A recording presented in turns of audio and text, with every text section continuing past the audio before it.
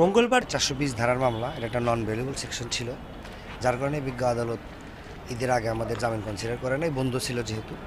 ঈদের পরে আলহামদুলিল্লাহ মোসাম্মদ খালেদা বেগমকে